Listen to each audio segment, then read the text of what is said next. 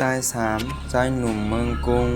ไล่ไปมาเวเลลุ่งค่ำตีหมู่วันหนึ่งดีนาเซดอนอีสานจ่ายสามยามมาดีในซ่อมแม่เจมือเป็นลูกอ่อนอายุ2 ขวบไหวสีแม่มันจ่ายตายกว่าอายุไร3 ขวบข้าก็ไล่มาหาลุงค่ำแทงเย้าเนื่องมือวันจ่ายสามมาเหล่ลุงค่ำนั้นเมียนคำว่าลอยกระทุ่งลีแลจ่ายสามก็สั่งลาดว่าข้าเคยกล่าวลอยกระทุ่งซ้อมก้นวันเขาลุงคำคาดีในเปิ้นเฮ็ดไว้ลอยกระทุ่งดีไหลข้าวเขากะเฮ็ดที่ดังสั้นหมู่วันเฮ็ดสังลาจ่ายกะห้าใจเย้าคาลุงป้อนั้นป้อเมืองเตคำใส่ไปกว่าเส้นดังตกให้แลเตไลหันก้นวันเขาลงกันอยู่เย้าก็ขายามลอยกระทุ่งใจก็ลงจอมก้นวันเขาหนาเย้าก็อย่ามาลึกนะลุงไปจอมอำไรเย้า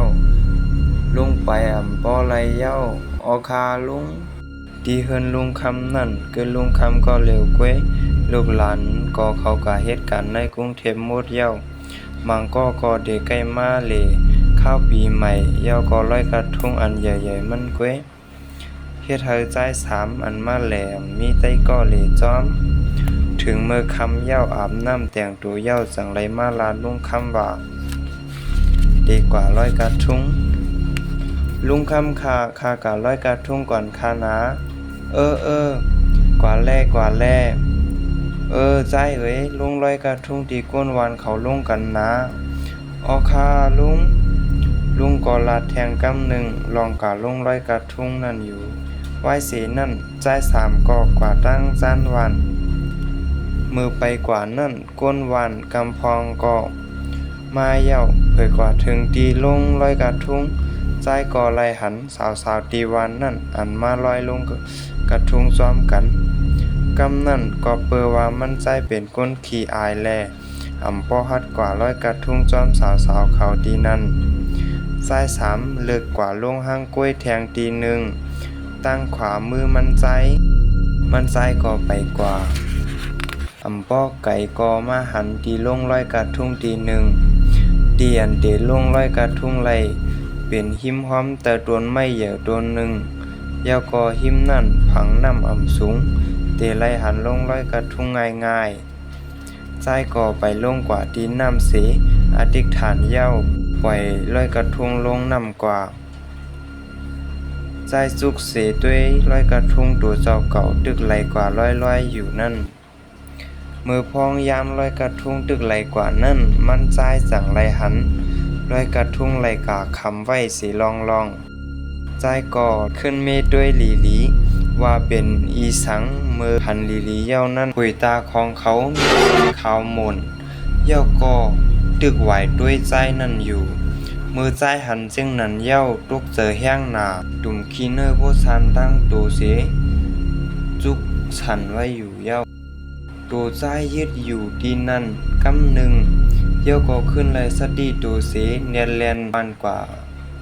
กูว่าดีกว่าผาแง่สั่งเย้าเมื่อใจเขามาถึงตีวานเย้าก็เข้ากว่านวนตัวสั่นไปดังตัวก็ว่าโกแห้งหนาเสียสั่นตั้งขึ้นอยู่เปิดถึงกวางในมาใจก็แน่นแลนกว่าจูลุงคำเสียลัดลองอันมั่นใจไหลหันมือคำว่านั่นอยู่เย้าลุงลาดเย้าลุงลอยกระทุ่งตีก้นวานเขาลงพอลุงคำไหลถ่อมอันมั่นใจลาดเย้าก็โกเฮ็ดสั่งหลาสาวเจอลีนาก่อนในอยู่เย้าก็ลุงไลลัดเนว่าอันใจไหลหันอยู่นั่นเป็นผีนางซอยมันนางถูกฆ่าตายแลก้นวันเขาก็ไล่ก่อหันตัวตายอยู่แต่ตนไม่หลงตนนั่นวันลอยกระทุ่ง13 ปีปนมาวิ่งเห็นมันย่อมกว่าไหลเย้าก็กูวันในมีภัยฮู้ว่าเป็นก้นแหมมันตายภัยกว่าลอยกระทุ่งตีนันก็เดแลหันนั่งซอยในกูปอกก้วยกาเปียกเปิงอยู่ก้นอันเตหันมันนำเสเปิ้นนั่นก็เดเป็นวันลอยกระทุ่งนั่นก้วยเย้าก็วิ่งเห็นมันย่อมกว่าไหลก้นวันเขาก็อันกันว่า มันอ่านไปก้นอันคามันตายนั่นว่าไหนก้นวานเขาเฮียนซ่อมหลู่ปันก่อมย่อมกว่าแลในก่อเป็นรองผีนางซอยวันลอยกระทุงสังว่าสนใจลองอัปปุ่มข้าวไหนอย่าไปลืมกดไลค์กดแชร์และติดตามตั้ง YouTube และ Facebook ข่าวไปสิกรรมค่ะเหมือนซุงดังเซ็งค่ะ